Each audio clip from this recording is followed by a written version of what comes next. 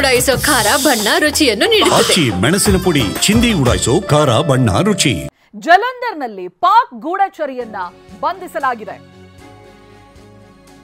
ಪಾಕ್ ಗೂಢಚರಿಯನ್ನ ಜಲಂಧರ್ನಲ್ಲಿ ಬಂಧಿಸಲಾಗಿದೆ. ಕಾರ್ಯಾಚರಣೆ ಜೋರಾಗಿ ನಡೀತಾ ಇದೆ. ಪಂಜಾಬ್ ಜಲಂಧರ್ನಲ್ಲಿ ಬೇಹುಗಾರನನ್ನ ಅರೆಸ್ಟ್ ಮಾಡಲಾಗಿದೆ. ಭಾರ್ಗವ ಕ್ಯಾಂಪ್ ಠಾಣೆ ಪ್ರದೇಶದಲ್ಲಿ ದಾಳಿ ಮಾಡಿ ಈತನನ್ನ ಬಂಧಿಸಲಾಗಿದೆ. ಗುಜರಾತ್ ಪೊಲೀಸರಿಂದ ಭರ್ಜರಿ ಕಾರ್ಯಾಚರಣೆ ನಡೆದಿದೆ. ಜಲಂಧರ್ ಕಮಿಷನರೇಟ್ ವ್ಯಾಪ್ತಿಯಲ್ಲಿ ಆಪರೇಷನ್ ನಡೆದಿತ್ತು. ಗೂಢಚರಿಯನ್ನ ಬಂಧಿಸಲಾಗಿದೆ. ಪಾಕ್ಗೆ ಮಾಹಿತಿಯನ್ನ ನೀಡ್ತಾ ಇದ್ದ ಈತ ಮೊಹಮ್ಮದ್ ಮುರ್ತಾಜಾ ಅಲಿ ಅಂತ ಬಂಧಿತ ಗೂಢಚಾರಿ. ಬಂಧಿತನಿಂದ 4 ಮೊಬೈಲ್ ಹಾಗೆ 3 ಸಿಮ್ ಕಾರ್ಡ್ಗಳನ್ನ ಜಪ್ತಿ ಮಾಡಲಾಗಿದೆ ಅನ್ನೋದು ಗೊತ್ತಾಗ್ತಾ ಇದೆ. ಜಲಂಧರ್ನ ಗಾಂಧಿನಗರದಲ್ಲಿ ವಾಸವಿದ್ದಂತ ಆರೋಪಿ.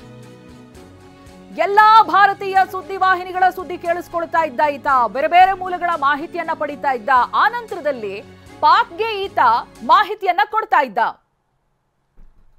ಜಲಂಧರ್ನಲ್ಲಿ ಪಾಕ್ ಗೂಢಚಾರಿ ಆತನನ್ನ ಬಂಧಿಸಲಾಗಿದೆ. ಈತನ ಕೆಲಸ ಏನು? ಇಲ್ಲಿ ಮೂಲಗಳ ಮಾಹಿತಿಯನ್ನ ಕಲೆ ಹಾಕೋದು, ಅದನ್ನ ಪಾಕ್ಗೆ ರವಾನೆ ಮಾಡೋದು, ಇದನ್ನ ಆತ ಮಾಡ್ತಾ ಇದ್ದ. ಆತನಿಂದ ಮೊಬೈಲ್ಗಳನ್ನ ಜಪ್ತಿ ಮಾಡಲಾಗಿದೆ. ಗುಜರಾತ್ ಪೊಲೀಸರ ಕಾರ್ಯಾಚರಣೆ ಇದು. ಜಲಂಧರ್ ಕಮಿಷನರೇಟ್ ವ್ಯಾಪ್ತಿಯಲ್ಲಿ ಈ ಆಪರೇಷನ್ ನಡೆದಿದೆ. ಭುಜ್ ಏರ್ ಬೇಸ್ ನತ್ತ ಇದೀಗ ರಾಜನಾಥ್ ಸಿಂಗ್ ತೆರಳಿದ್ದಾರೆ.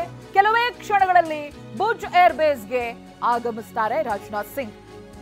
ಸಶಸ್ತ್ರ ಪಡೆಗಳ ಕಾರ್ಯಾಚರಣೆ ಸನ್ನದ್ಧತೆಯ ಪರಿಶೀಲನೆ ಮಾಡ್ತಾರೆ. ಭುಜ್ ಏರ್ ಬೇಸ್ಗೆ ಬರ್ತಾ ಇದ್ದಾರೆ. ಇವತ್ತು ಭಾರತ ಪಾಕ್ ಗಡಿ ಪ್ರದೇಶಕ್ಕೂ ಕೂಡ ಭೇಟಿಯನ್ನ ಕೊಡೋರಿದ್ದಾರೆ. ನಿನ್ನೆ ದಿನ JNKಗೆ ಭೇಟಿಯನ್ನ ಕೊಟ್ಟಿದ್ರು. ನಾವು ಗಮನಿಸಬಹುದು, ಶ್ರೀನಗರದಲ್ಲಿ ನಿಂತು ವಾರ್ನ್ ಕೂಡ ಮಾಡಿದ್ರು. ಖಡಕ್ ಆದಂತ ಎಚ್ಚರಿಕೆಯನ್ನ ಕೊಟ್ಟಿದ್ರು. ಪ್ರಧಾನಿಗಳು ಹೇಳಿರುವಂತ ಮಾತನ್ನ ಪುನರುಚ್ಚಾರ ಮಾಡಿದ್ರು. ಮತ್ತೊಮ್ಮೆ ನೆನಪಿಸಿದ್ರು, ರಕ್ತ ನೀರು ಒಂದೇ ಕಡೆಗೆ ಹರಿಯೋದಿಲ್ಲ, ಟ್ರೇಡ್ ಹಾಗೆ ಟೆರರ್ ಒಂದೇ ಕಡೆಯಲ್ಲಿ ನಡೆಯೋದಿಲ್ಲ, ಒಟ್ಟಿಗೆ ನಡೆಯೋದಿಲ್ಲ ಅಂತ.